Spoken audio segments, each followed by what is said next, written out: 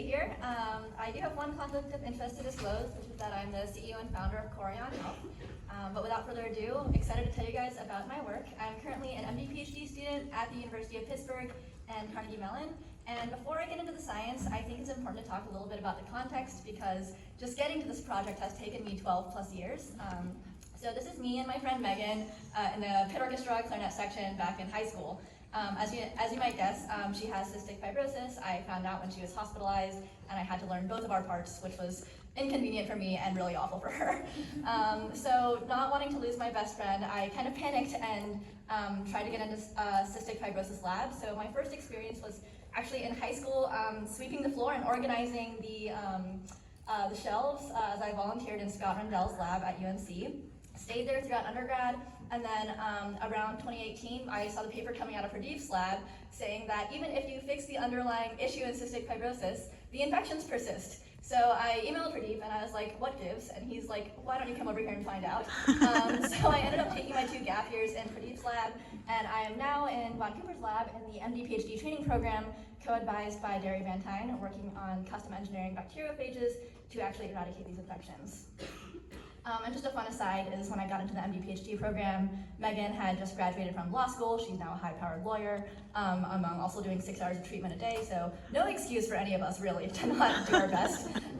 But she messaged me, is like, hey, what are you doing? And I'm like graduating from law school in Florida. And I'm like, oh, I'm moving to Pittsburgh. She's like, is it sunny there? I'm like, yeah, so sunny, very sunny in Pittsburgh. So I feel like I kind of tricked her into moving here, but it's nice that she's still there and we get to hang out like all the time. So yeah, that's my personal story. Okay, anyway, back to science.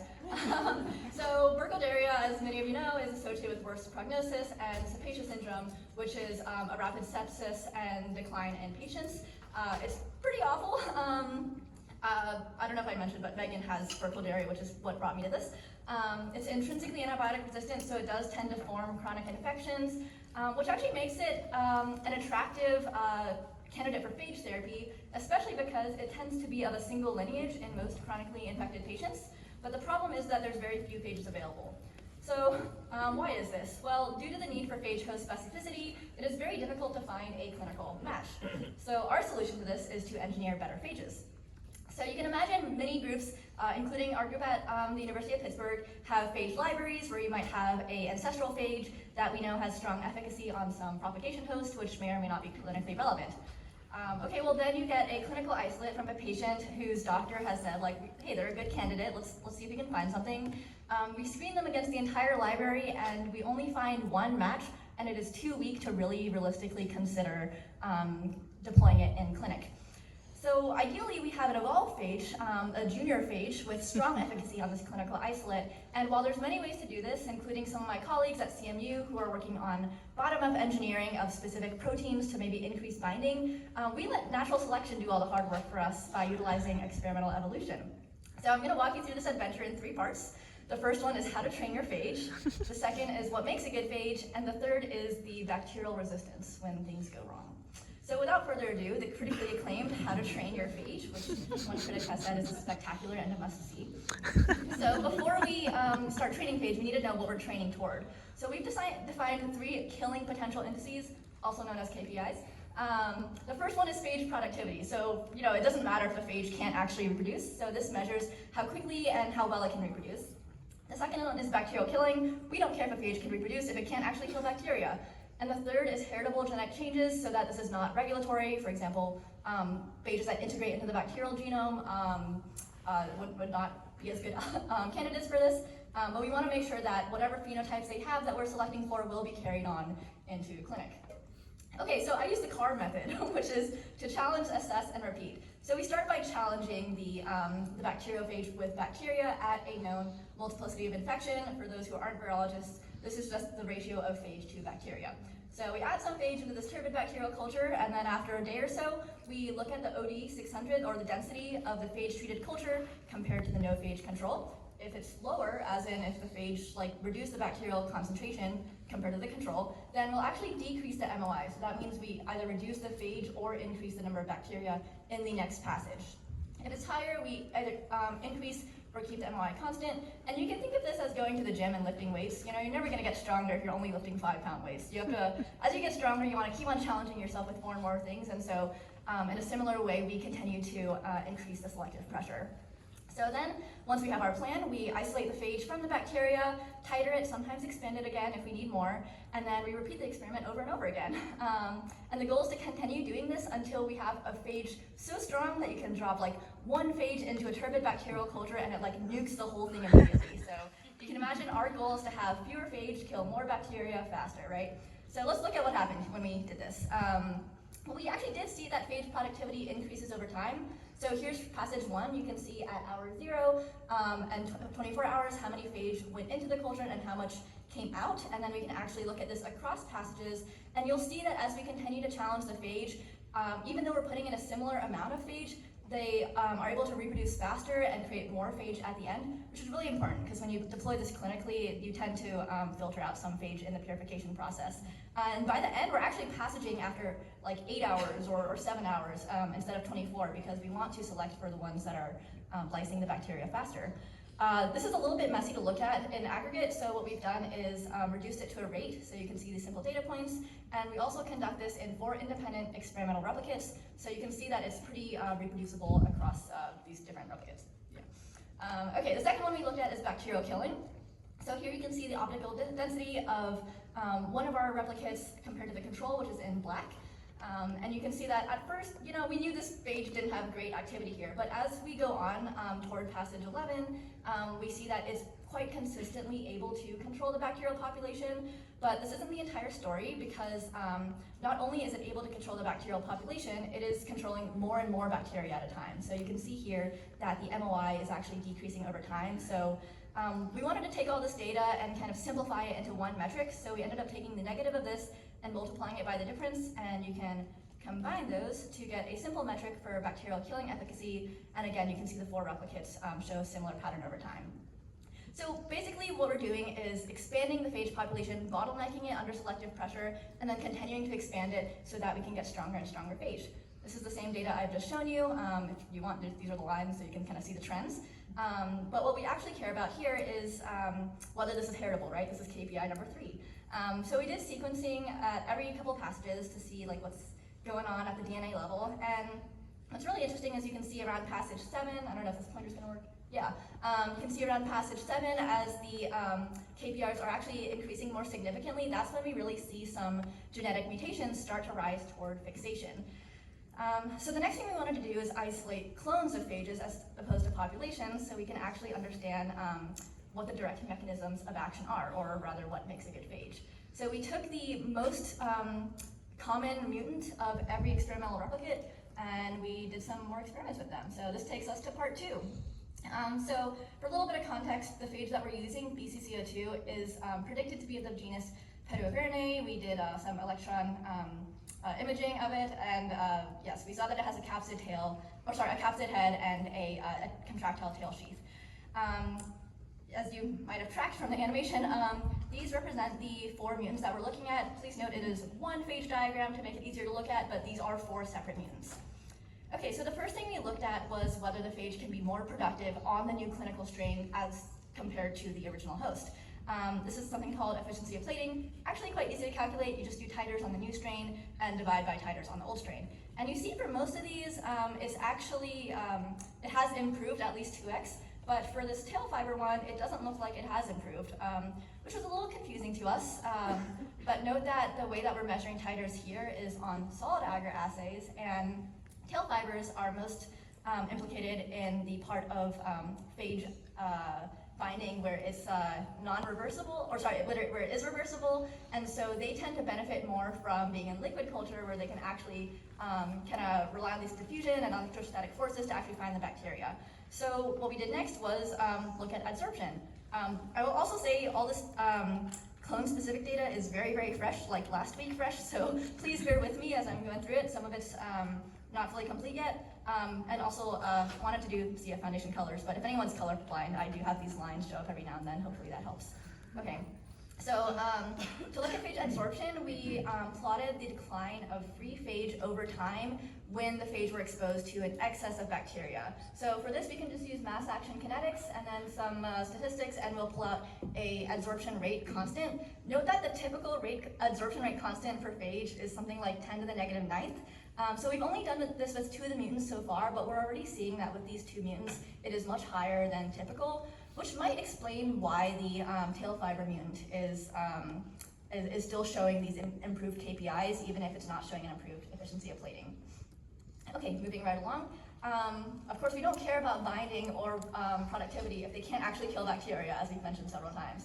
So the next thing we did was look at growth curves in the presence or absence of phage. So here you can see MOIs along the top line right here.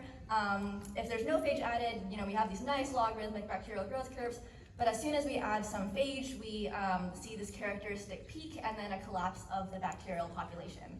So this next assay is actually inspired by my work in Pradeep's lab when I was working on broth microdilution assays, looking at minimum inhibitory concentration of antibiotics. I think you can think of this as something very similar. We basically increase the phage concentration relative to the same bacterial concentration twofold with each column over. We can then plot or add a line for the limit of detection, which for our plate reader tends to be at around 0.01, and then point out the first MOI or phage concentration where there was no growth above that line. You can then map it to the MOI and plot it, and you'll see that there's quite a range in what the minimum inhibitory MOI is for these phage. But hold that thought, because if you pull efficiency of plating back in, so this is the data I just showed, and then flip it around, we actually see that they correlate pretty well, which I think I was pleasantly surprised by.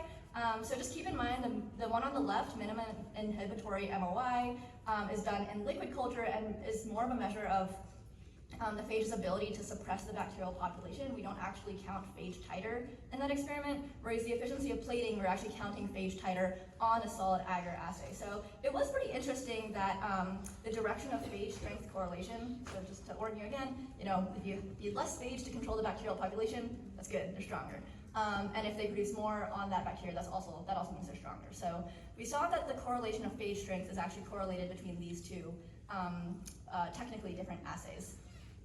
Which gives me hope that maybe this might be more predictive of what happens in clinic, since we know that clinically it's probably it's probably a mix of both. We can also think of this as lower MIC is correlated to higher efficiency of plating, which kind of makes sense when we think about it from a mechanistic standpoint, but it's still nice to see the actual evidence to confirm it.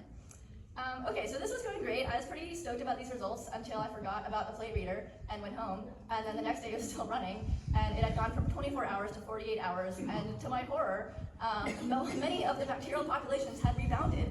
So I was like, okay, this is no bueno. What is going on here? So this brings us to part 3, the bacterial resistance.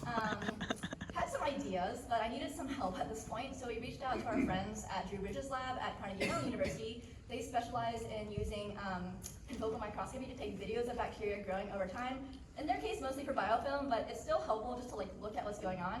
So we work with them. Here's a bacteria-only one. You can see this video that came from their lab of the bacteria growing over time. Okay, nothing to see here. But as soon as we add phage, you can see this characteristic peak and then collapse of the population. And as I'm about to show the video, I want you to pay attention to what happens right around 20 hours, where it looks like the phage are rebounding.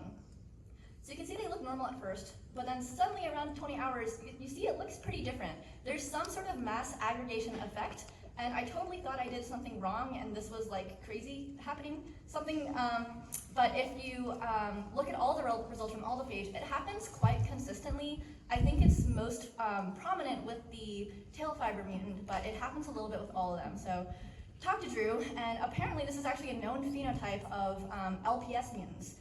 So when LPS has different charges, sometimes the bacteria start sticking together, and I was like, yeah, good story. But then we did sequencing, and if you kind of filter out the noise or those that didn't rise above 50% frequency, we actually found that WCA and WAA actually are mutants that have been known to be critical in the LPS pathway. So I was like, okay, Drew, I believe you next time.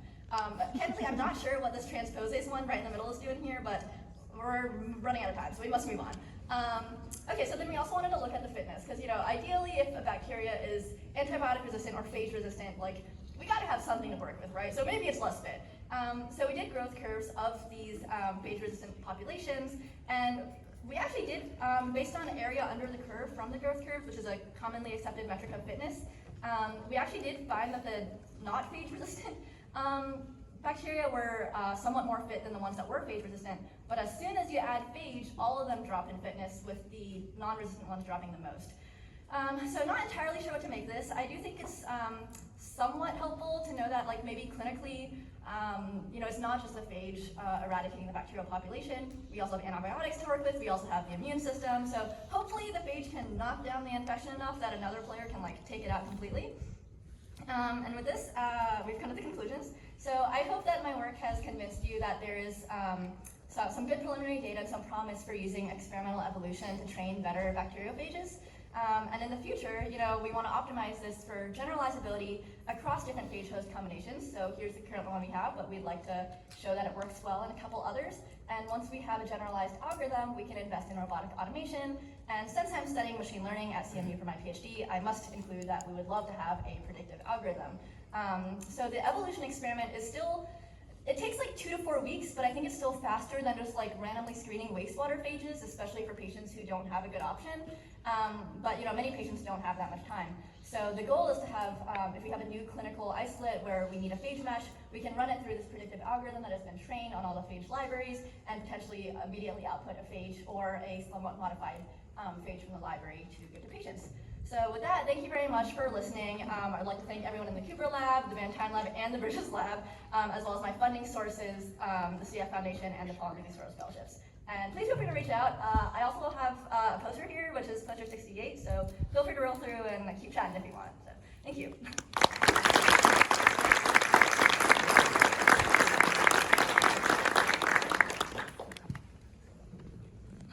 Hey Anna, that was really good. J.D. Anakar from the University of Washington.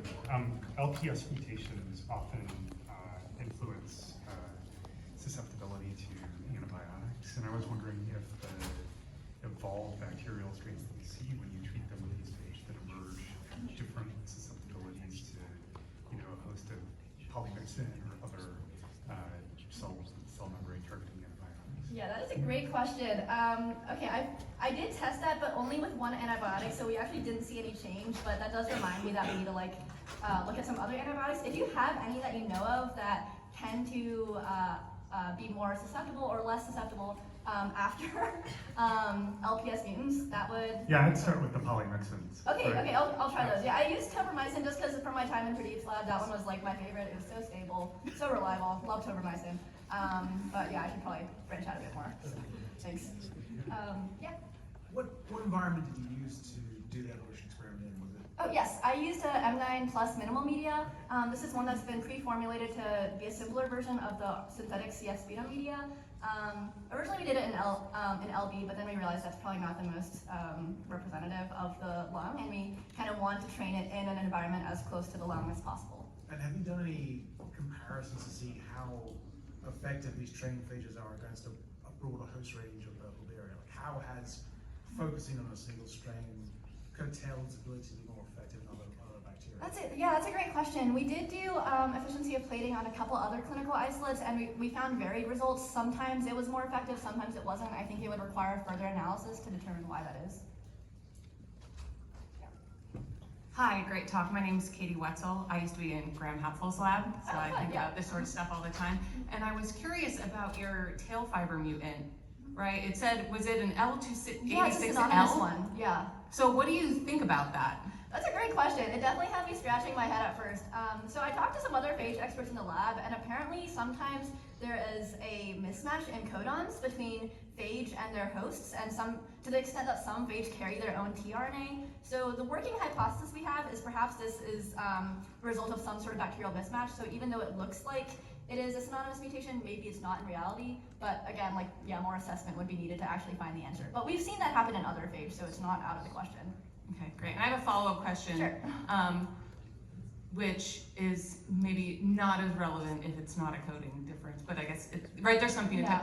But it might be something else, yeah. Right, but my question is, do you know enough about these phage tails to, put things into AlphaFold, get an idea of whether these residues are outward, inward, how it might be contributing? Yeah, that's a great question. I think AlphaFold right now is not as good, to my knowledge, at predicting how mutations change structure. They can predict a given structure, so I candidly haven't tried that hard at it yet because I wanted to look at the change in mutation, We have run some molecular dynamic simulations, which are a little different, kind of a more old school method, but we didn't see significant differences. But again, like I think those parameters could be further fine tuned. So definitely still on our plate. Great, thank you. Cool, thanks. That was a great talk. So I'm just curious, what happens when you mix the 4 phages together or just do pairwise tests? Do you see the same phenotypes? That's a good question. I haven't done that yet. Yeah, as mentioned, this is all like very fresh data from last week, but yeah, I think it would be really cool to mix all 4 phages together and see what happens. I think it was very surprising to me that they were in such different parts of the phage. I thought that there'd be more parallelism, like they were all tail fiber mutations or something, but yeah, these 4 different populations all showed similar rise in KPI, but without having the exact same mechanism. So it would be really cool to like put them together. Yeah, if you want to share contact info, I'll send you the data fresh off the press. Yeah. Okay.